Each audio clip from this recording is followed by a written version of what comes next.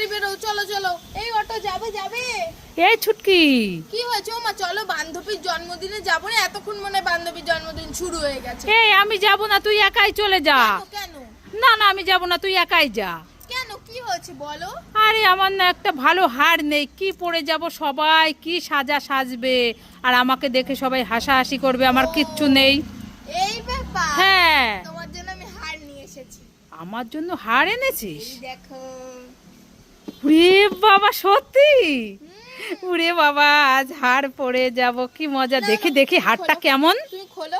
দেখি না কেমন হারটা। দাঁড়াও, এই দেখো কি সুন্দর, তাই না? কি সুন্দর না?